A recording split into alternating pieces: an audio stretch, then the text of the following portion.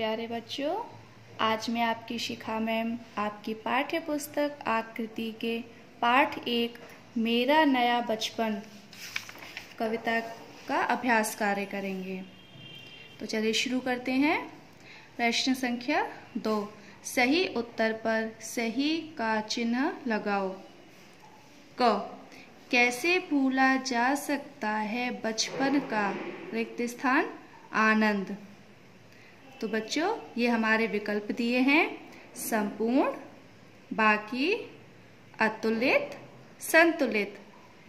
तो आपने कविता पढ़ी थी ना, तो कविता में लाइन थी हमारी, कैसे भूला जा सकता है बचपन का, जी हाँ अतुलित, बिल्कुल सही उत्तर। तो अतुलित के सामने सही का निशान लगाइए।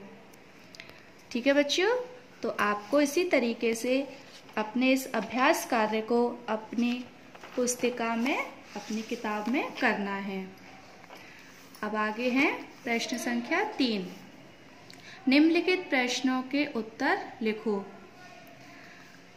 पहला प्रश्न है, कवित्री ने बचपन को अतुलित आनंद देने वाला क्यों कहा है। हमने कविता पढ़ी थी ना कि कवित्री ने बचपन को अतुलित आनंद देने वाला क्यों कहा है। तो इसका सही उत्तर है, कवित्री ने बचपन को अतुलित आनंद देने वाला इसलिए कहा है क्योंकि बचपन में हमें किसी बात की चिंता नहीं रहती और हम बिना किसी डर के आजाद घूमते हैं। आगे का प्रश्न है, कवित्री ने बचपन की किन विशेषताओं का वर्णन किया है।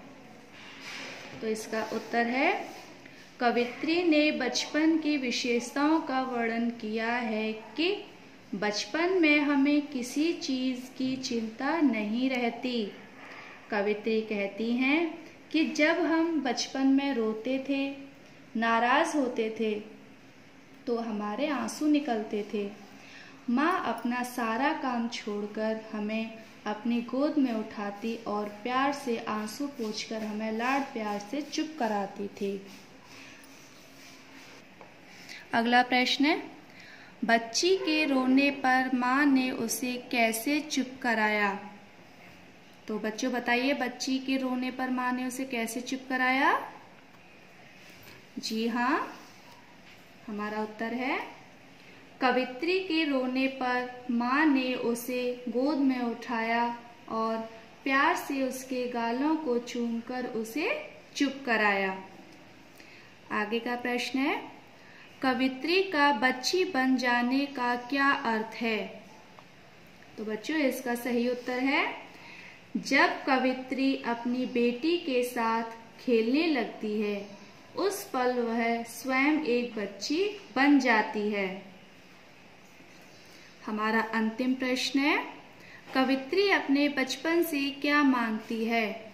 तो बच्चों इसका उत्तर है, कवित्री अपने बचपन से निर्मल शांति एवं प्राकृतिक विश्रांति यानी कि प्राकृतिक सुख चैन मांगती है, जो सारी दुख तकलीफ मिटा देती है। तो बच्चों आपको इन प्रश्नों के उत्तर अपनी कार्य पुस्तिका में सुंदर सुंदर लेख में लिखने हैं। ठीक है बच्चों, और आगे का अभ्यास कार्य हम आगे की कक्षा में करेंगे।